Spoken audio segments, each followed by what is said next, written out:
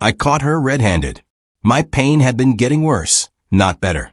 I checked the pill organizer, doses missing, timing off. Then I overheard her whisper on the phone. That's when I confronted her.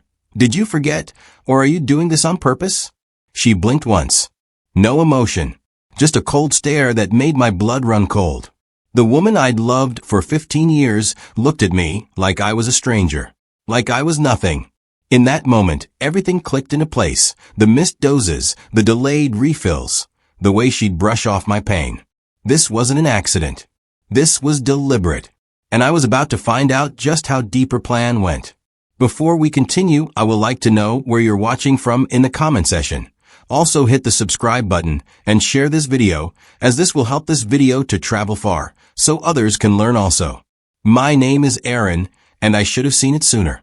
I'm 39 years old, a middle manager at a logistics company.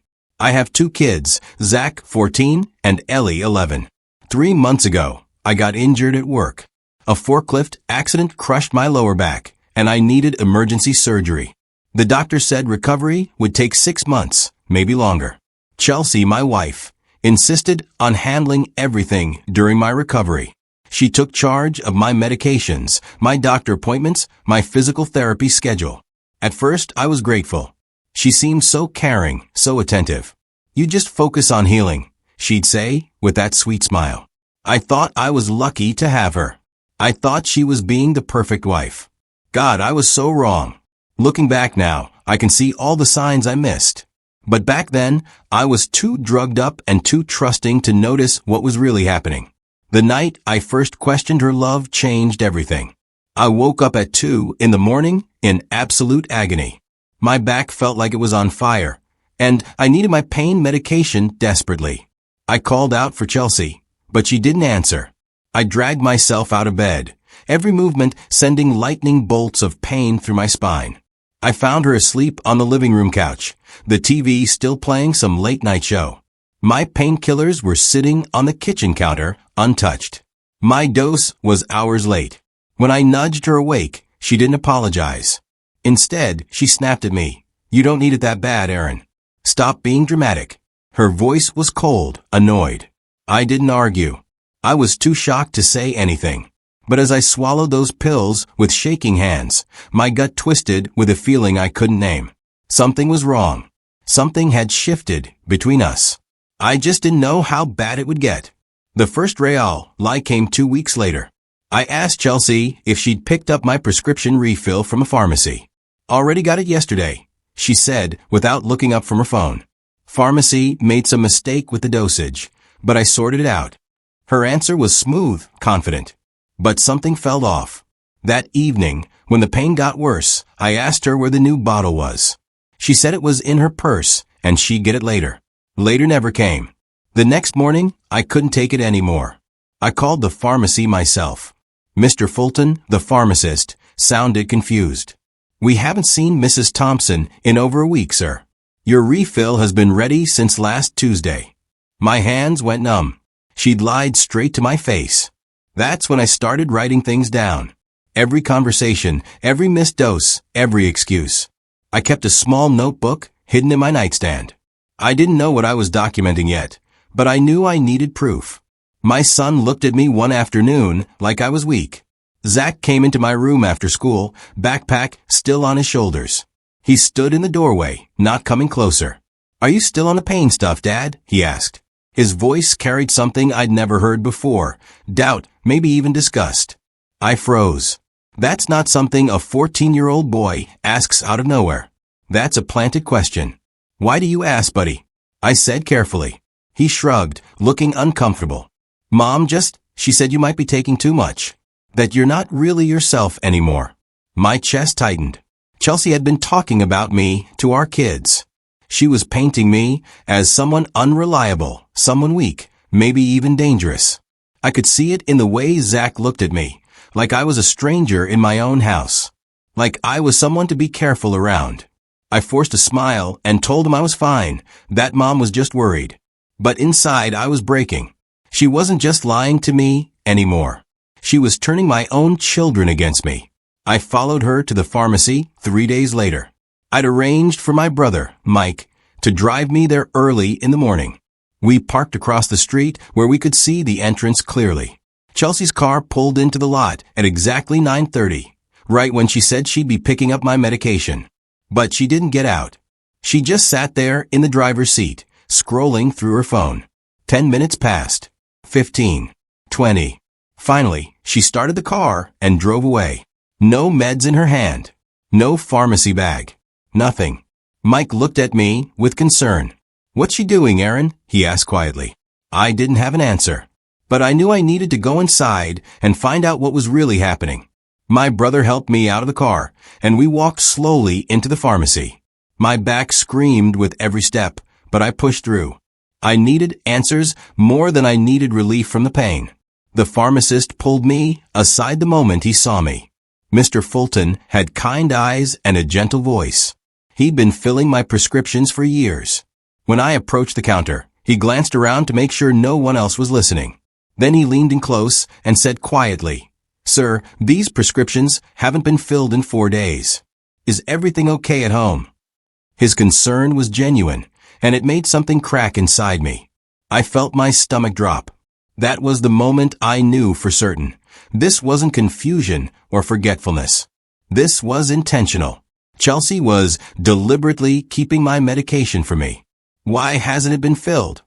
I asked, trying to keep my voice steady. Mr. Fulton pulled up the records on his computer. "Your wife called and said you were experiencing side effects and needed to space out the doses. She said she'd come in when you were ready for the next refill." I hadn't experienced any side effects.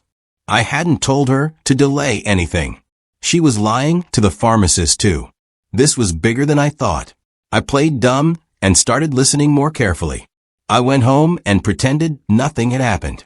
Let Chelsea think I was still oblivious, still too drugged up to notice what she was doing. But I wasn't taking all the pills she gave me anymore. I started hiding some of them, keeping my mind clearer. And I started recording conversations on my phone. Every interaction, every suspicious comment. I kept my phone in my shirt pocket, recording button easy to reach. I needed proof, not just for me, but for the kids. For the inevitable moment when this all came crashing down. Chelsea seemed relieved that I wasn't asking questions anymore. She got comfortable, careless even. She'd talk on the phone in the next room, thinking I couldn't hear. She'd leave papers on her desk, thinking I couldn't walk that far. But I could. And I did. Every day, I gathered more evidence of what she was really doing. The picture was becoming clearer, and it was uglier than I'd imagined. She took over my bank account too. I discovered this when my card got declined at the coffee shop. Mike had driven me out for a change of scenery, and I tried to buy us both coffee. Declined. I thought it was a mistake, but when I checked my banking app that night, I felt sick. Chelsea had moved our joint account into her name only, claiming it was for safety during my recovery. All my insurance payments were being routed through her personal account. My direct deposit from work was going into an account I no longer had access to. She'd effectively cut me off from my own money. When I confronted her about it the next morning, she had an answer ready. "The bank suggested it," she said smoothly. "Since you're on so much medication, they thought it was safer to have me manage everything. You know, in case you got confused and made a mistake." Her explanation sounded reasonable on the surface, but I knew better now. This was about control. She was systematically taking away my independence, my access, my power. And I needed to figure out why.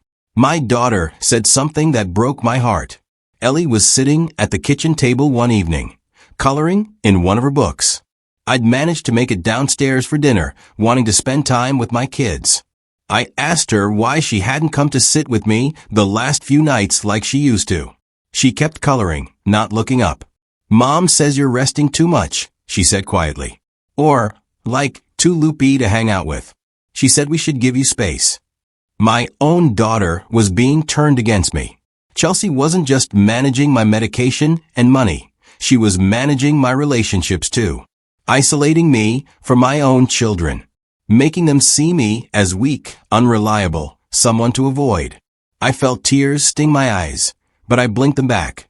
I couldn't let Ellie see me break down. Instead, I asked her to sit with me right then. We colored together for an hour, not talking much, just being together. But the damage was already done. I could feel the distance between us, and I knew Chelsea had put it there deliberately. I found a hidden pill bottle in her purse a week later. Chelsea had left her bag on the kitchen counter, and the zipper was open. I wasn't snooping. I was looking for my insurance card because I had a doctor's appointment. But there, nestled between her wallet and makeup bag, was a pill bottle with my name on the label. Oxycodone, prescribed 2 weeks ago. The bottle was full, completely untouched. These were the pills I'd been begging for, the ones she said the pharmacy didn't have in stock yet. She'd been hoarding them. I pulled out my phone and took several clear pictures of the bottle, making sure my name and the date were visible.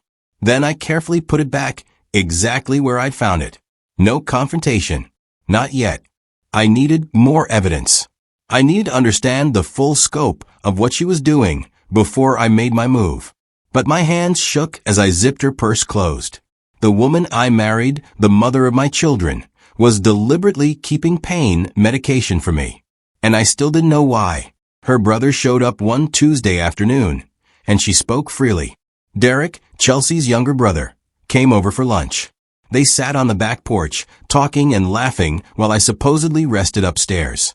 But I wasn't resting. I was in the hallway, just inside the door, my phone recording every word. "He's getting suspicious," Chelsea said, her voice carrying through the screen door. "But he's not smart enough to do anything about it. He's too dependent on me now." Derek laughed. "How much longer are you planning to drag this out?" he asked. Chelsea's answer chilled me to the bone. "Just a few more weeks. Once I have everything documented, his drug dependency, his mental instability, his inability to parent, I'll file for divorce and full custody. He won't even see it coming." I smiled for the first time in weeks. That was her mistake. She'd underestimated me. She thought the pain and the drugs had made me stupid, helpless. But I'd been listening. I'd been watching. And now I knew exactly what she was planning. It was time to build my own case. I contacted a lawyer quietly. Ms. Andrea Monroe came highly recommended by Mike, who'd used her firm for his own divorce 3 years ago. I met with her at her office downtown, taking an Uber so Chelsea wouldn't know I'd left the house. Ms. Monroe was sharp, direct, and didn't waste time with sympathy. She listened to my story, looked through the photos and recordings I'd collected, and nodded slowly. "This is medical abuse and financial manipulation," she said bluntly. "We can work with this. But you need more documentation." She told me exactly what to copy, what to watch for, what to record. She gave me a list of things to secure: bank statements, medical records, proof of her lies to the pharmacy. Her last word stuck with me. "If she's underestimating you, Aaron, we'll make that her downfall." I left her office, feeling something I hadn't felt in months: hope. I wasn't helpless. I wasn't beaten. I had a plan now, and I had someone in my corner who knew how to fight back. Chelsea had no idea what was coming. I got my own bank account without her knowing. It took me 2 weeks to set everything up. I had Mike drive me to a different bank across town, one Chelsea never used. I opened a new checking account in my name only. Then I called my HR department and explained that I needed to change my direct deposit information due to banking issues. They processed it immediately. Every step was cloaked in normalcy. Every move rehearsed. I withdrew just enough cash from the old joint account to look like normal spending. Gas, groceries, small bills. Nothing that would raise alarms. I moved slowly, carefully. Chelsea was watching me. I knew that now. But she was watching for signs of rebellion, signs of anger. She wasn't watching for strategy. By the end of those 2 weeks, I had my own financial independence back. My next paycheck would go into an account she didn't control. It was a small victory, but it felt massive. I was taking back my life, piece by piece, and she had no idea it was happening. I stopped taking the pills she gave me. She didn't even notice. I'd flush them down the toilet, pretending to swallow them in front of her. Then I'd wait for her to leave the room before disposing of them. My pain was still there, still real, but I'd rather deal with it than stay in the fog she wanted me in. I let her think I was still weak, still dependent. But I stayed up late. I watched, listened, and waited. I started moving around the house more, careful to look like I was struggling, but actually rebuilding my strength. Chelsea barely looked at me anymore. She barely asked if I was in pain. She'd go through the motions, bringing me water, handing me a pill, asking if I needed anything. But there was no emotion behind it. No real concern. She didn't care if I was suffering. In fact, I started to realize she wanted me to suffer. The worse I appeared, the stronger her case would be. But I wasn't going to give her that anymore. I was getting stronger every day, and she had no idea. My son left his tablet recording, and what I heard broke me. Zach had been using it to record his science notes for a school project. He left it on the kitchen table one afternoon and forgot to turn it off. I found it that evening, the recording still running. I almost deleted it to save space, but something made me listen first. What I heard shattered whatever was left of my trust in Chelsea. Her voice came through clearly. If I play this right, I'll have full custody. He's not fit. He's drugged, depressed, completely useless as a father. Derek's voice responded. And you're documenting all of this? Chelsea laughed. Every day. I have notes, photos, everything. By the time we get to court, no judge will let him anywhere near these kids. She was building a custody case. She was planning to paint me as an unfit father, as a danger to my own children. But she'd made a critical mistake. I now had her recorded admitting to the entire scheme. I saved that audio file in 3 different places and sent a copy to Ms. Monroe immediately. Chelsea thought she was 10 steps ahead, but I just caught up. My lawyer filed quietly for emergency medical access. Ms. Monroe moved fast once she had all the evidence. She filed a motion with the court requesting that I be given immediate, direct access to my own medical care without Chelsea's interference. Chelsea was served with the papers on a Thursday morning while I pretended to be asleep upstairs. I heard her scream from the living room. She stormed into our bedroom, papers clutched in her hand, her face red with fury. "What the hell is this?" she shouted, waving the documents at me. I sat up slowly, calmly. I'd been preparing for this moment for weeks. I looked her straight in the eye and said quietly, "You won't control me anymore." She tried to argue, tried to spin it as me being confused or manipulated by my brother. But I just handed her another set of papers, my own filing for legal separation and a request for full financial disclosure. Her face went pale. She realized in that moment that I wasn't the weak, drugged man she thought I was. I was fighting back. And I had evidence she didn't know existed. She called my work and said I was a liability. I found out through my HR manager, Tom, who called me directly. "Aaron, I need to ask you something sensitive," he said carefully. "Your wife contacted us yesterday. She said you've been heavily medicated and mentally unstable. She suggested we consider putting you on permanent disability leave." My blood boiled. She was trying to ruin my career now, trying to cut off my income and make me completely dependent on her. But I'd already anticipated this move. I'd been updating Tom regularly on my recovery, sending him documentation from my physical therapist showing my progress. I had the pharmacy records showing the prescriptions that were never filled. I had the recordings of Chelsea admitting her plan. "Tom, I need to send you some files," I said. "And then I need to file a formal complaint." Within 2 days, HR had all the evidence. They called Chelsea and told her any further contact regarding my employment would be considered harassment. She tried to destroy my livelihood, but she'd failed. I still had my job. I still had my income. And now I had more proof of her malicious intent. She got sloppy and left her plan on the printer. I found it one morning when I went into her home office looking for a copy of our insurance documents. The printer had a paper jam, and when I fixed it, several pages printed out. They were drafts, emails she'd written but hadn't sent yet. I felt my hands shake as I read them. One was addressed to her lawyer, a man I'd never heard of. In it, she described an incident that never happened. She claimed I'd hit her during an argument, that I'd become violent and aggressive because of the medication. She described injuries in detail, a bruised arm, a split lip. None of it was true. None of it had ever happened. But there it was, written out in careful detail. ready to be sent as soon as she needed it. I took photos of every page with my phone, making sure the dates and her email address were clearly visible. Then I sent everything to Ms. Monroe with a message. She's planning to claim domestic violence. My attorney's response came within minutes. This changes everything. We're filing for an emergency custody hearing immediately. My attorney turned the entire case around.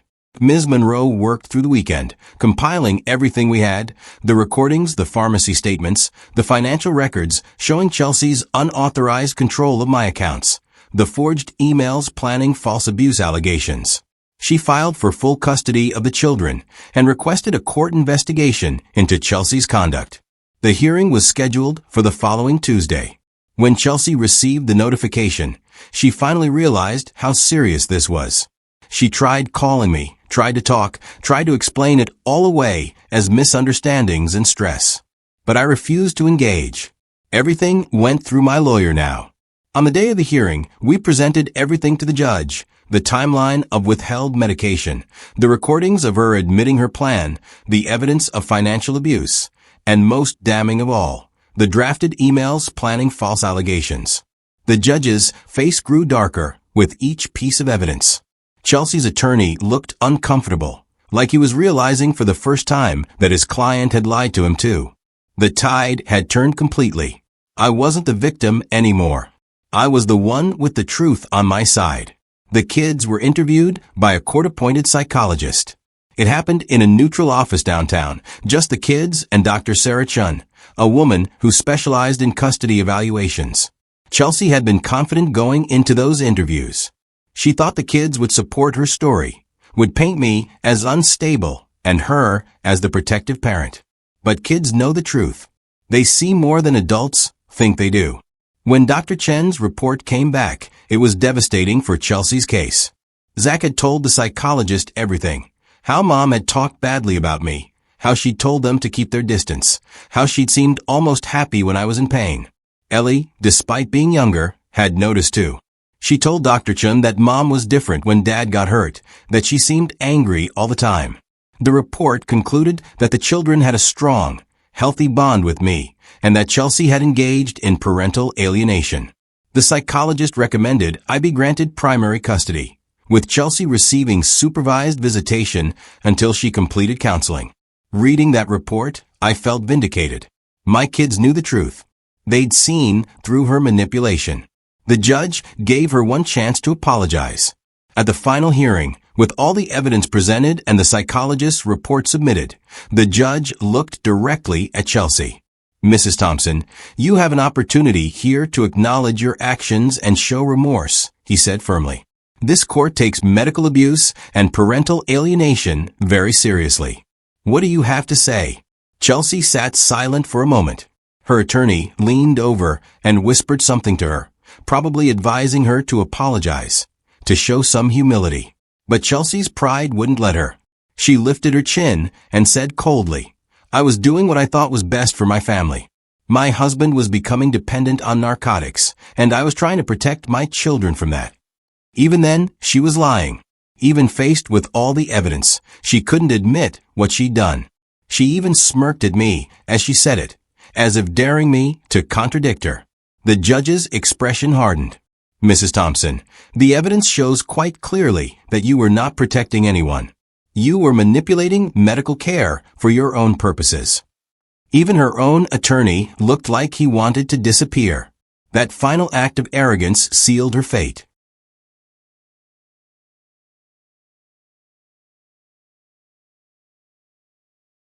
The ruling came down hard. The judge granted me sole physical custody of both children, with Chelsea allowed only supervised visitation every other weekend. All of our joint finances were to be immediately separated, with me regaining full access to my accounts and earnings. Chelsea was ordered to pay child support based on her income. A protective order was put in place preventing her from interfering with my medical care or contacting my employer. She was also ordered to attend mandatory counseling before her visitation rights could be expanded. As the judge read the ruling, I watched Chelsea's face crumble. Everything she'd planned, everything she'd worked toward, It had all collapsed. She'd lost the children, lost control of the finances, lost the power she'd held over me. The judge made it clear. She'd lost not because I'd fought dirty, but because she had. This court cannot and will not reward manipulation and abuse, he stated firmly. Chelsea sat frozen in her seat, her lawyer gathering papers beside her. When the hearing ended, she walked out without looking back. I stood there with Ms. Monroe beside me, feeling the weight of 3 months finally lifting off my shoulders. I watched her pack her things into her brother's car 2 days later. The court order gave her 72 hours to move out of our house. Derek showed up with his pickup truck on Saturday morning. I stood on the front porch with Zach and Ellie beside me while Chelsea carried boxes and suitcases out to the truck. She didn't look at us. Not once. She moved mechanically, her face blank, like she was somewhere else entirely. The kids were quiet, holding my hands tightly. Ellie had cried the night before, and I'd held her and explained that sometimes grown-ups make mistakes and there are consequences. Zach had just nodded, his face hard with understanding beyond his years. Now we watched together as Chelsea closed the truck bed and climbed into the passenger seat. Derek gave me a quick, guilty glance before getting in the driver's side. Then they drove away. I stood there long after the truck disappeared around the corner. I wasn't angry anymore. I wasn't bitter. I was just done. That was the real win, not revenge, not punishment, but freedom. Freedom from her manipulation, her lies, her control. The kids and I were finally safe. That was all that mattered. I'm not the same man she tried to break. 3 months have passed since the final hearing. I've rebuilt everything. My health, my finances, my relationship with my kids. We talk honestly now. They know what happened age appropriately. And they know they can always tell me the truth. We have family dinners every night. We watch movies on weekends. Zach is doing better in school. Ellie smiles more. I sleep peacefully now, without pain medication, without fear of what Chelsea might do next. My back is healing. I'm back to work full-time. Life is quiet, stable, good. My takeaway from all of this?